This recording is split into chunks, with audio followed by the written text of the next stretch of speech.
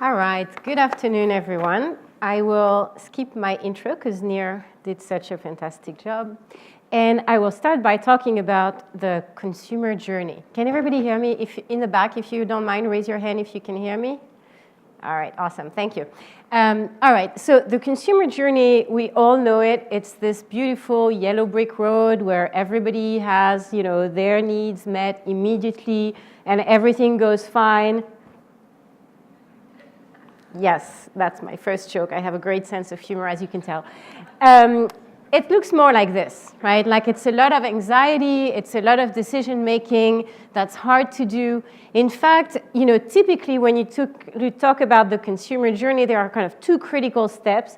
The first one is unknown. I don't know what I don't know, but all of a sudden I realize that I need to make a choice, and starts this period of anxiety that a lot of times people in this industry call the messy middle, which is, how am I going to make this decision?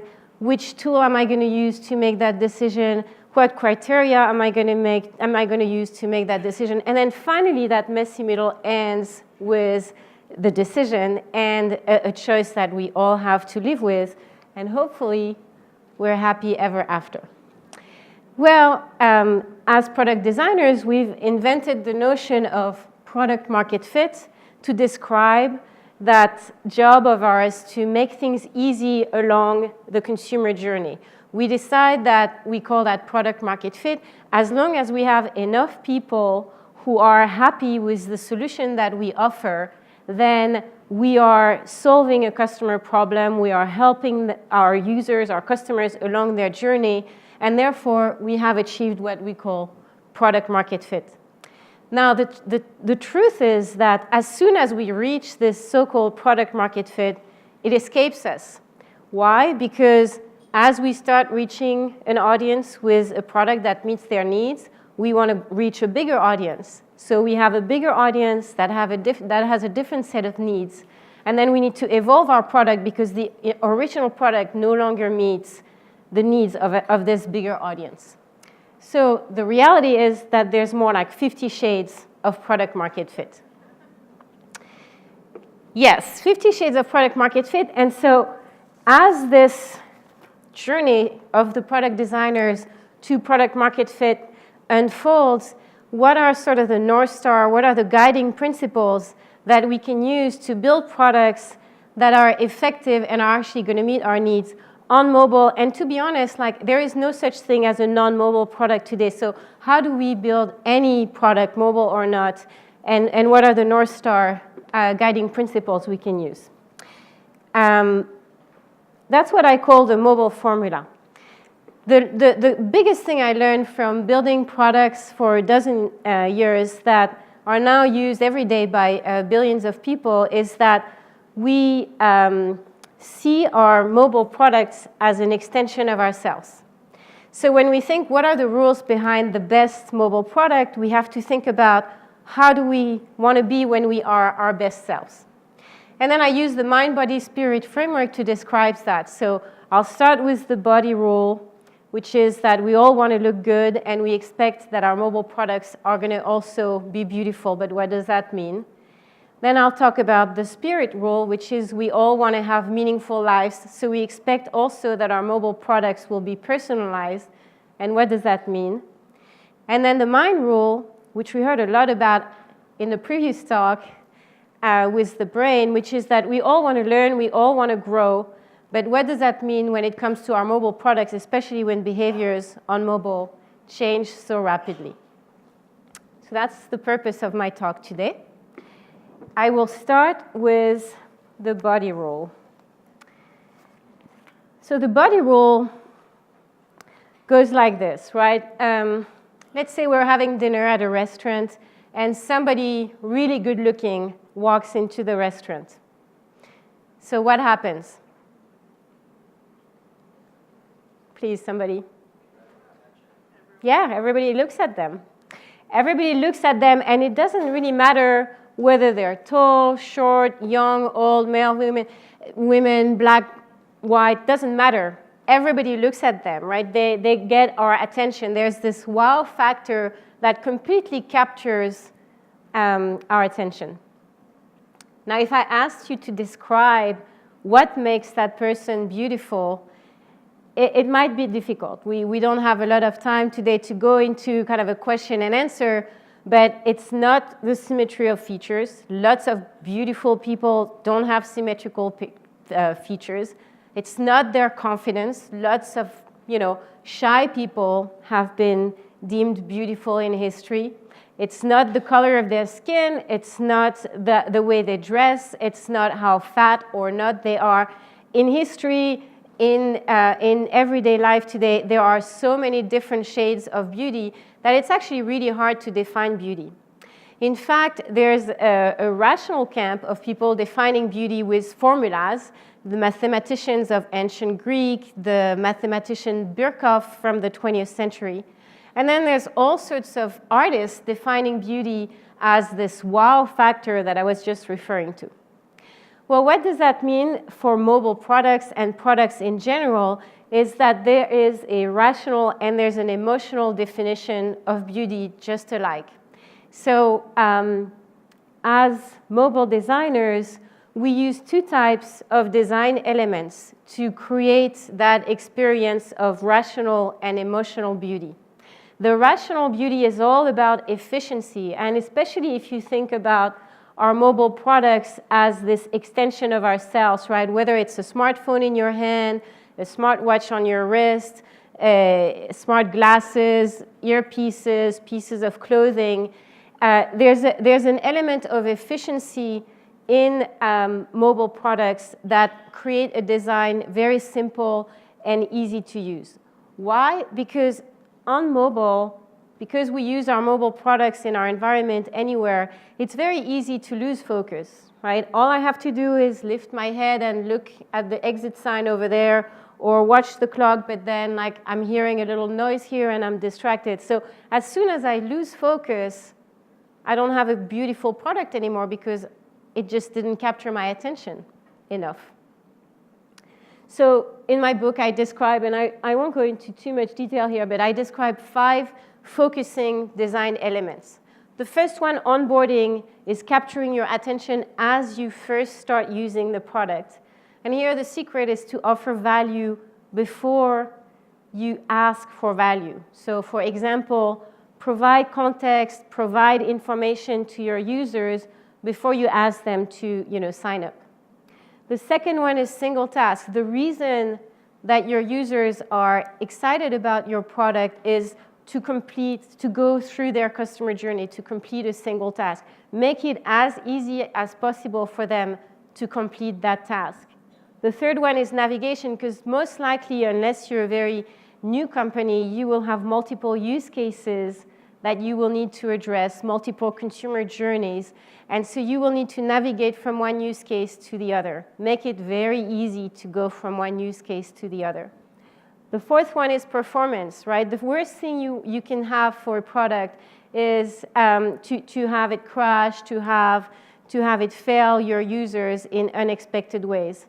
And then finally, gestures. In a mobile world, and we heard some of that earlier, in a mobile world, typing is no longer the primary method of interaction with products, and so you want to make sure that you use gestures, but you also want to make sure they are very simple. So these elements help your product and your user focus on the job to be done. And that's the efficiency part of beauty. The wow part of beauty, the emotional part, the part that keeps your consciousness, is a part that's executed with what I call expanding design elements. And there are 2 types, push and pull. Pull design elements are things like push notifications. I'll talk a little bit more about that later. And then push design elements are the information that you as a user decide to communicate to your product so that they make your experience more personalized. Now, how do you know whether you actually have a beautiful product? I use two different tests. The first one, the efficiency test, I call the thumb test. The thumb test is pretty simple.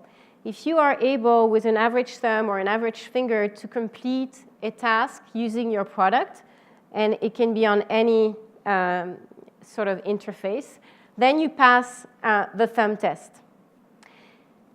And then the emotional test I call the mom test. So why do I call it the mom test? Because my mom is not a technical person. When I talk to her about what I do here in Silicon Valley, most of the time she'll be like, yeah, that's great. That's wonderful. I love you. I'm very proud of you. And there are instances when all of a sudden I will see a reaction where she says, oh my God, that's what you do. Oh, this is so great. This is awesome. And you can see just from the gut reaction that she really understands at these moments what I'm doing. So I'm actually doing a good job in these rare moments explaining what I'm doing.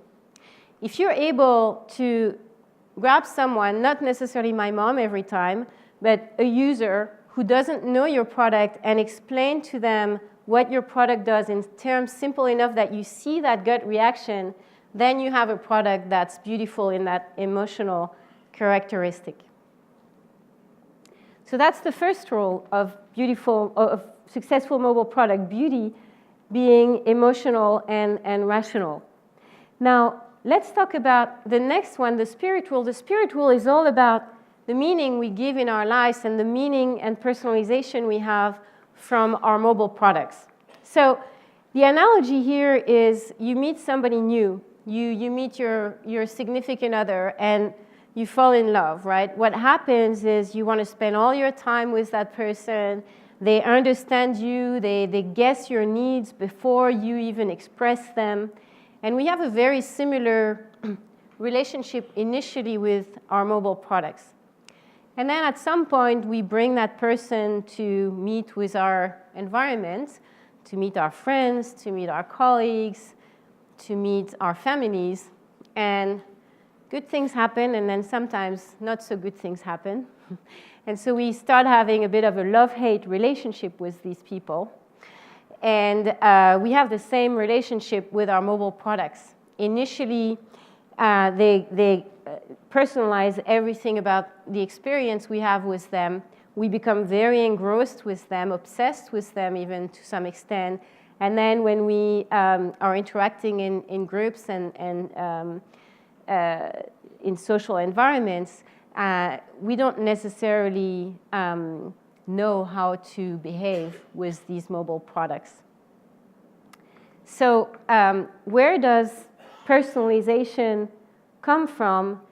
A lot of people ask, like, well, what's the essence of mobility? What makes a product essentially mobile? And therefore, how do I, personalize a product? So I say there's two things to mobility. The first thing is it uses your real identity. It's my mobile phone. It's my smartwatch. It's not Near's. It's not Julie's. It's not anyone else's. And they use my context as well, right? It's right here, right now, where I am with my calendar, with my current set of constraints, and so on and so forth. That's entirely new, right? No other type of technology change has given this to us before. Before you used billboards, you used personas, right, to try and guess what people would want to buy.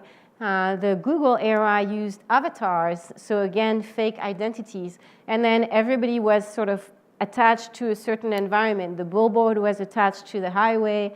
The Google search engine was attached to, your computer. So having the combination of your real identity with your actual context is entirely new in technology. What does that mean what does that mean for personalization?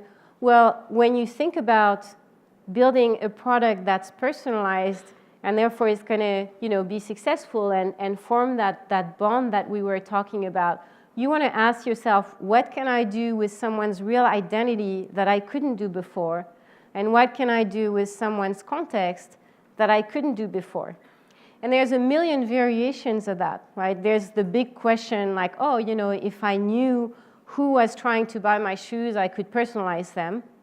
But there's also the less obvious, which is, if I knew who was going to buy my shoes the moment they're about to go on a run, then I could recommend some specific products and so on and so forth. So there's an infinity of variations of personalization based on that real identity and that context. Now, the challenge of personalization, which we all are aware of, is we love to have personalized product, but we really hate to give away our privacy.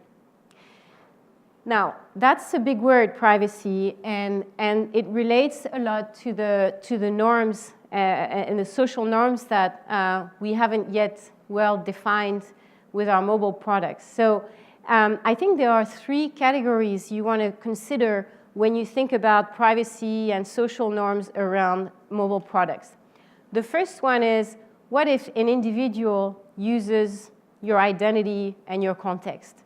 And we know that we don't want that, right? Identity theft, we all agree that we don't want it. It's a big no, right? So if you're building products, it's relatively easy for you to have that characteristic saying, I'm building a product that ensures a user's identity security. I'm going to make sure that nobody can steal anyone's identity. The second type of entity that can use your personal information is a company.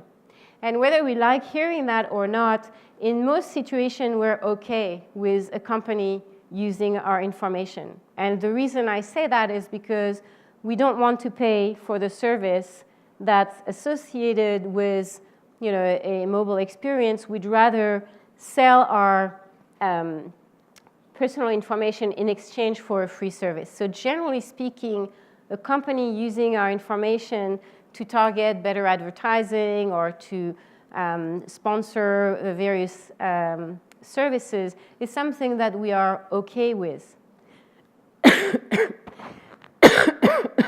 Sorry. The third type of entity that can use our information is a government. And when it comes to government, we really don't have a good answer for whether we like a government using our personal information or not.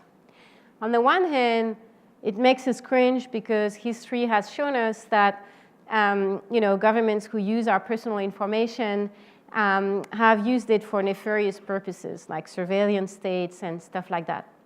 But then on the other hand, the information we rely on today to protect ourselves from threats like terrorism, for example, is very, very basic.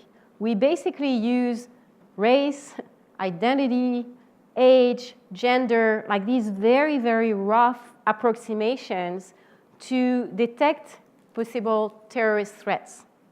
Whereas we could use a lot more refined information, such as who hangs out with a terrorist or who calls a terrorist, to actually identify who possibly could be a terrorist. And that's a lot more reliable, right? So when it comes to government having access to our personal information, we really need to have a debate about what that means. This is the topic of another talk and a lot of debate, so I'm not going to further expand on that. But it's really important when you think about personalizing your products that you also consider the different entities that can be using the data that you gather from your users.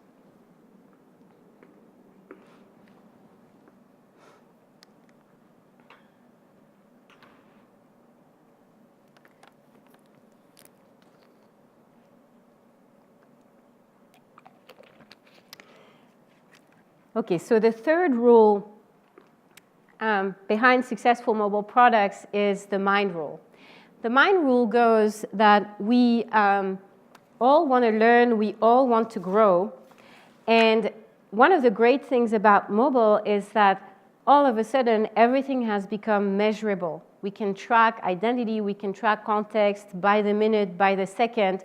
So we've gone from madmen to mathmen, or I often like to say math women. But the challenge we have is that our tools are proliferating. This is a picture that's a little over a year old, and probably the number of tools has doubled since then. So how do you make sense of all the information? What tools are you going to use to be measuring the success of your product? Which piece of information and how do these tools integrate with one another? Really, what people today call growth has become both an art and a science.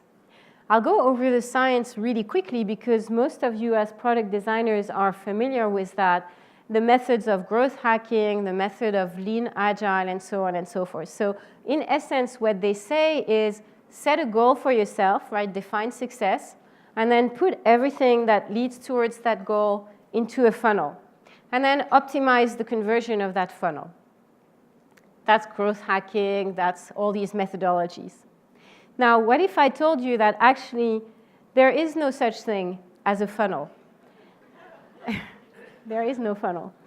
And I'll use, actually, many of you are scientific people here. So what does a perfect funnel look like? Can somebody make a suggestion? A cylinder, OK. A cylinder, how wide is the cylinder? Huh?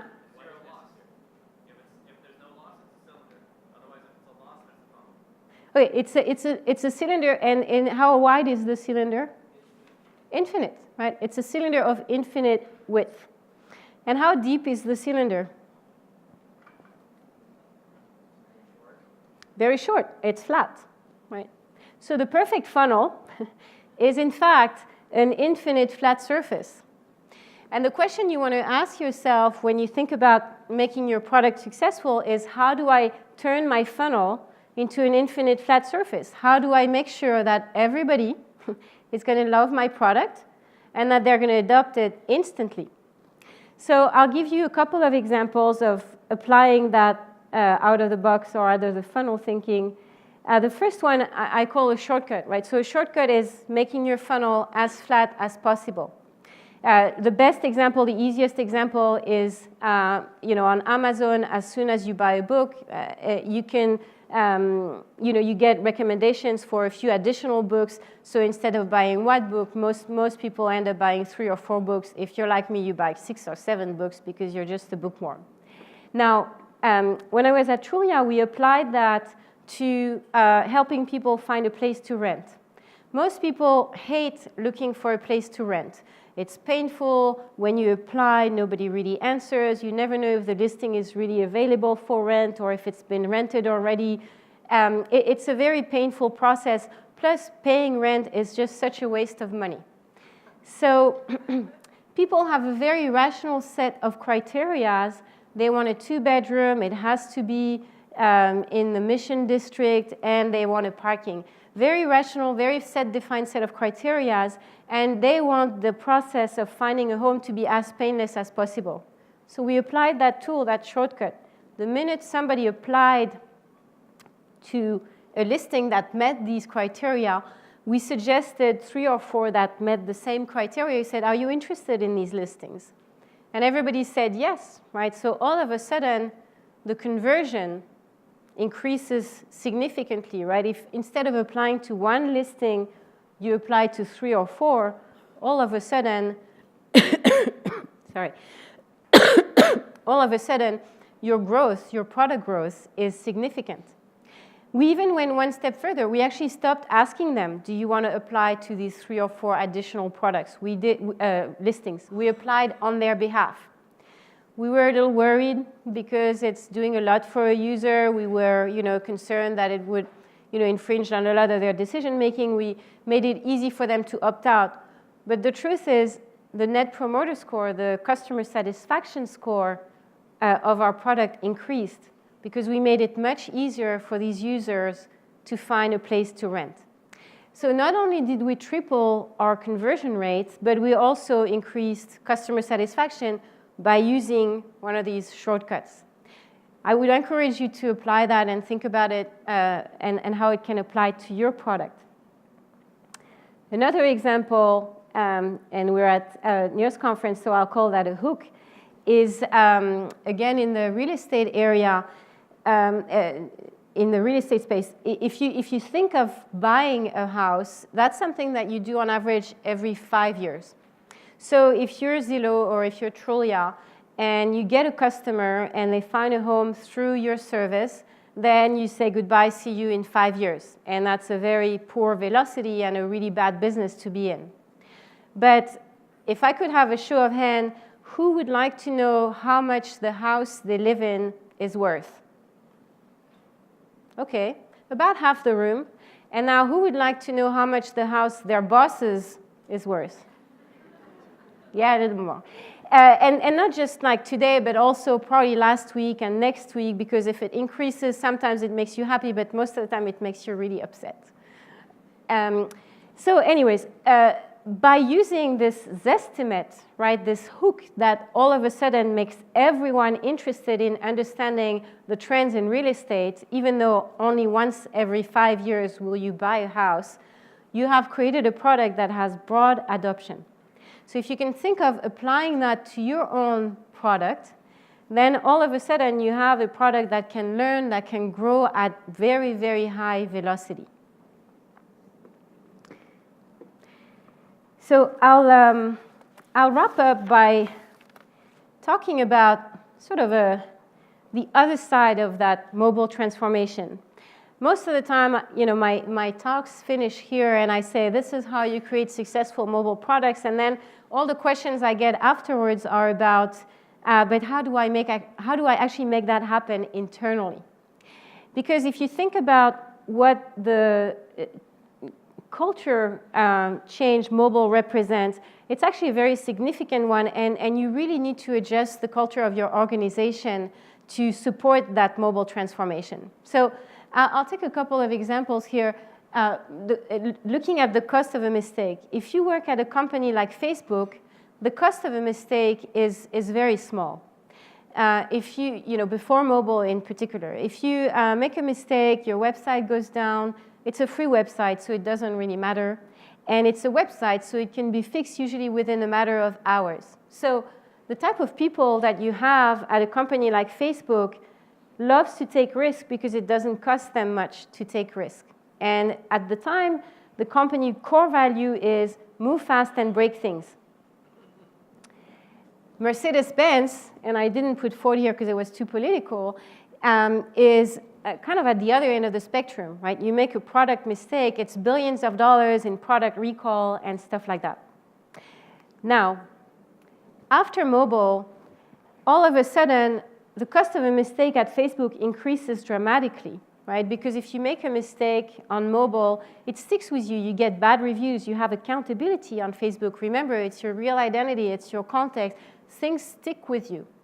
And then with Mercedes, I'm not privy to their particular strategy, but with the revolution in transportation that's going on right now, you can imagine that they're probably evolving towards an on-demand service type of future products. And so, again, the culture of a Mercedes that's more of a mobile company, it needs to become more risk-averse. So at Facebook, the culture changed from move fast and break things to just move fast, right? No more breaking things. And then the type of people that you need at a company that has less of a risk profile are people who are actually less risk takers. So how you adapt to that new type of profile, new type of culture in an organization is by practicing what I call selective insulation. In some parts of your organization, you will have a mobile-only team that will run at the pace of mobile. In other parts of your organization, like say you're older, you're more traditional organization, you'll try to instill a mobile culture while keeping the core business. And then you'll have like different variations of that. So it's, to give you an example, and that's my final slide, the way we looked at notifications when I was at Facebook was looking at 3 different speeds. The first one was notification is a platform, right? every user of Facebook receives notifications. And so the platform for sending and receiving notifications is really critical, and it needs to obey to certain quality standards. And so that was a central team that was responsible for the quality of push notifications, how reliably they're sent, the deliverability was a key success factor, and then the quality, as in the open rate of push notification, was also a key success factor. But then the content of notifications, we weren't going to use the platform team as a bottleneck to create these notifications. So we empowered every team, every vertical team, to send as many notifications as they wanted through the platform. All they had to do was to create that notification, and then the platform would take care of turning it on or off, depending on whether it was good enough or not. But then for a specific use case, and the use case is messaging, we said, well, when it comes to WhatsApp, for example, we're going to actually let the WhatsApp team run just by itself. And when it comes to Facebook Messenger, we're also going to let the Messenger team run by itself, because sending and receiving push notification is too critical and too essential to a messaging use case to be left to the platform team. So that's an example of selective insulation and why it's really important. And with that, I will thank you.